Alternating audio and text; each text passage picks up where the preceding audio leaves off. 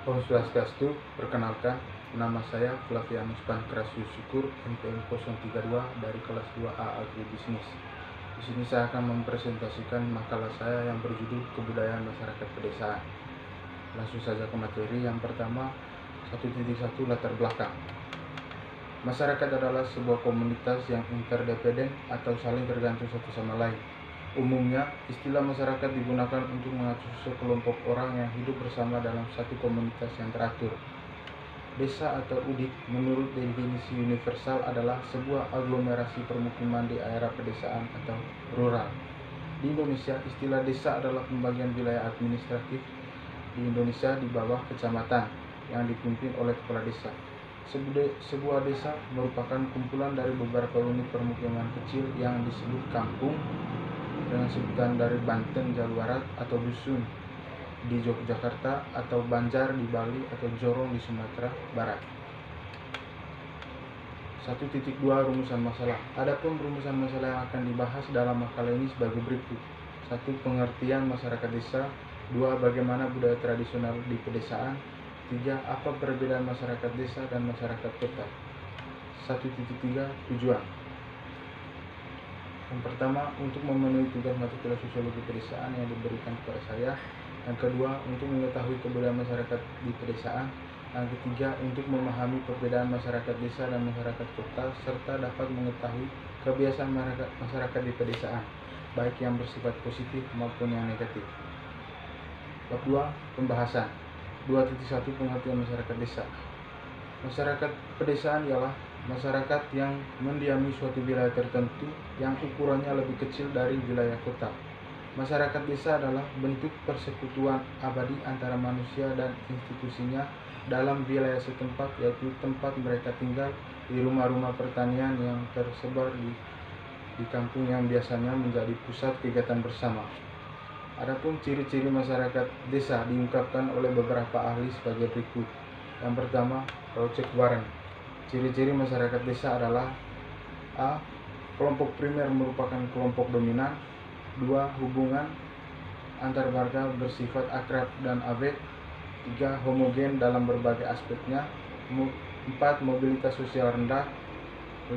Keluarga lebih dilihat fungsinya secara ekonomis sebagai unit produksi. Yang keenam, proporsi anak lebih besar. Yang kedua, mayor tolak, bersifat kekeluargaan, bersifat kolektif dalam pembagian dan pengerjaan tanah. Yang ketiga, bersifat kesatuan ekonomis, yaitu dapat memenuhi kebutuhan sendiri atau subsistensi. Yang ketiga, Bauman. A. Jumlah penduduk kecil, sebagian besar penduduk dari pertanian. Yang ketiga, diskusi alam. Homogen, mobilitas rendah, hubungan kekeluargaan. Menurut Talcott Person, yang pertama, afektivitas, hubungannya dengan perasaan kasih sayang, cinta, kesetiaan, dan kemesraan. Wujudnya berupa sikap tolong-menolong terhadap orang lain. Yang berikut, orientasi kolektif, meningkatkan kebersamaan, tidak suka menonjolkan diri atau tidak enggan berbeda pendapat. Partikularisme, semua hal yang berhubungan dengan apa yang khusus untuk tempat atau daerah tertentu saja. Perasaan subjektif, rasa kebersamaan. Yang berikut, askripsi, berhubungan dengan mutu atau sifat khusus yang tidak diperoleh berdasarkan suatu usaha yang disengaja, tetapi lebih merupakan suatu keadaan yang sudah merupakan kebiasaan atau keharusan. Berikut, kekaburan atau diffusences, sesuatu yang tidak jelas terutama dalam hubungan antara pribadi tanpa ketegasan dinyatakan secara eksplisit atau tidak to the point. 2.1.1 Tipologi perkembangan desa. Perkembangan desa mengikuti pola sebagai berikut. A. Desa tradisional atau pradesa.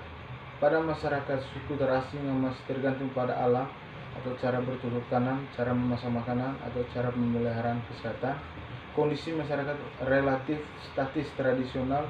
Masyarakat tergantung pada keterampilan dan kemampuan pemimpin atau kepala suku. B. Desa swadaya, sudah mampu mengolah alam untuk mencukupi kebutuhan sendiri, sudah mengenal sistem iritasi sehingga tidak tergantung pada curah hujan. C. desa swakarsa atau desa peralihan. Sudah menuju ke arah kemajuan benih-benih demokrasi, sudah mulai tumbuh, tidak lagi tergantung pada pimpinan. Mobilitas sosial sudah mulai ada baik vertikal maupun horizontal. Yang keempat, desa swasembada. Masyarakat sudah tergolong maju, sudah mengenal mekanisasi dan teknologi ilmiah. Partisipasi masyarakat dalam bidang pembangunan sudah efektif. 2.2 Budaya masyarakat desa. Adat adalah kebiasaan-kebiasaan yang berlangsung dan menjadi norma dalam masyarakat atau pola-pola perilaku tertentu dari warga masyarakat di suatu daerah. Dalam adat istiadat terkandung serangkaian nilai, pandangan hidup, cita-cita, pengetahuan, dan keyakinan serta aturan yang saling berkaitan sehingga membentuk satu kesatuan yang bulat. Fungsinya sebagai pedoman tertinggi dalam bersikap dan berperilaku bagi seluruh warga masyarakat, dan setiap daerah memiliki adat istiadat atau kebiasaan yang berbeda-beda sesuai dengan struktur sosial dalam masyarakat tersebut. Apabila terjadi konflik dalam masyarakat, maka perangkat desa melakukan hal-hal sebagai berikut. A. Persuasif. Artinya, perangkat desa atau orang tertentu yang dianggap berpengaruh dalam masyarakat melakukan usaha untuk mengajar atau membimbing berupa anjuran atau pendekatan secara halus. B. Koersif.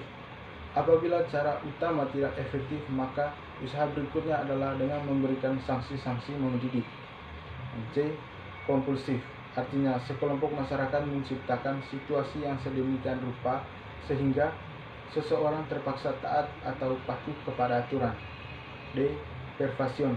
Dengan penanaman norma yang ada secara rutin dengan harapan bahwa hal itu dapat membudaya, dengan demikian orang tersebut akan mengubah sikapnya. Contoh konkret dari usaha mengatasi konflik dengan cara di atas adalah ketika seorang laki-laki mengunjungi perempuan di malam hari, tidak boleh melebihi pukul 21. Apabila melanggar, maka usaha pertama dilakukan oleh perangkat desa adalah menegur atau dengan pendekatan secara halus.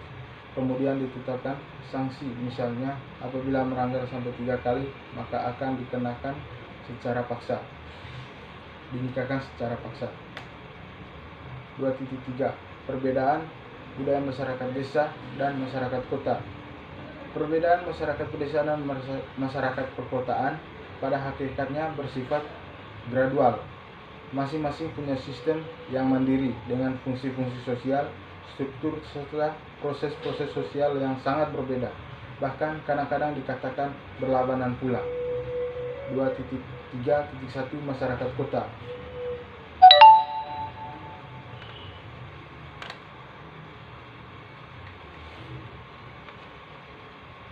Perilaku heterogen atau perilaku yang dilandasi oleh konsep pengandalan diri dan kelembagaan, perilaku yang berorientasi pada rasionalitas dan fungsi, mobilitas sosial sehingga dinamik, kebauran dan diversifikasi kultural, birokrasi fungsional dan nilai-nilai secara sekular dan individualisme. 2.3.2 Masyarakat pedesaan. Perilaku homogen, perilaku yang dilandasi oleh konsep kekeluargaan dan kebersamaan, perilaku yang berorientasi pada tradisi dan status, isolasi sosial sehingga statik, kesatuan dan keutuhan kultural, banyak ritual dan nilai-nilai sakral, dan kolektivisme. Pedesaan adalah sebuah lingkungan yang khas, memiliki otonomi dan kewenangan dalam mengatur kepentingan masyarakat yang memiliki kultur serta sebagai kearifan lokal yang khas serta lingkungan yang masih alami dan kondusif yang banyak berpengaruh terhadap karakter masyarakat pedesaan. Berikut ciri-ciri desa dan karakteristik masyarakat pedesaan. Yang pertama, menurut Intarto dalam Daljani 2003, ada 3 unsur yang membentuk sistem yang bergerak secara berhubungan dan saling terkait dari sebuah desa, yaitu pertama, daerah tanah yang produktif, lokasi luas dan batas yang merupakan lingkungan geografis. Yang kedua, penduduk, jumlah penduduk, pertambahan penduduk, persebaran penduduk, dan mata pencarian penduduk. Yang ketiga, tata kehidupan, pola tata pergaulan, dan ikatan pergaulan warga desa termasuk seluk-beluk kehidupan masyarakat desa. Yang kedua, ciri-ciri desa dan karakteristik desa menurut para ahli. Yang pertama, Punjaraningrat pada tahun 2005 berpendapat bahwa masyarakat di pedesaan merupakan sebuah komunitas kecil yang memiliki ciri-ciri khusus dalam pola tata kehidupan, ikatan pergaulan dan seluk-beluk masyarakat pedesaan, yaitu 1. Para warganya saling mengenal dan bergaul secara intensif. 2. Karena kecil, maka setiap bagian dan kelompok khusus ada di dalam tidak terlalu berbeda antara satu dan lainnya. 3. Para warganya dapat menghayati lapangan kehidupan mereka dengan baik. Selain itu, masyarakat pedesaan memiliki sifat solidaritas yang tinggi, kebersamaan dan gotong royong yang muncul dari prinsip timbal balik. Artinya, sikap tolong-menolong yang muncul pada masyarakat desa lebih dikarenakan hutang jasa atau kebaikan.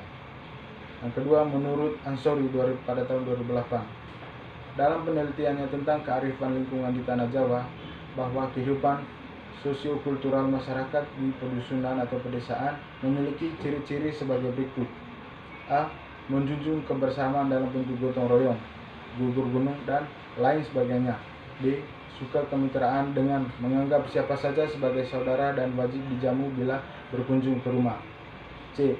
Mementingkan kesopanan dalam wujud unggah-ungguh, tata krama, tata susila, dan lain sebagainya yang berhubungan dengan etika sopan santun. D. Memahami pergantian musim atau pranata mangsa yang berkaitan dengan masa panen dan masa tanam. E. Memiliki pertimbangan dan perhitungan religius, hari baik dan hari buruk dalam setiap agenda dalam kegiatannya.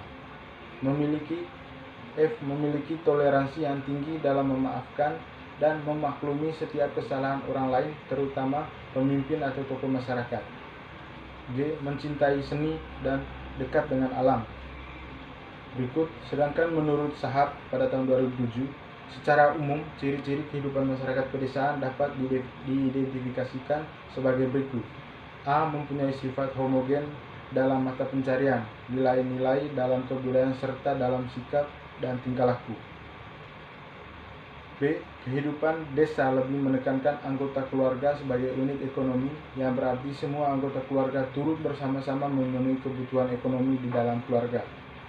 C. Faktor geografi sangat berpengaruh atas kehidupan yang ada, misalnya keterikatan anggota keluarga dengan tanah atau desa kelahirannya.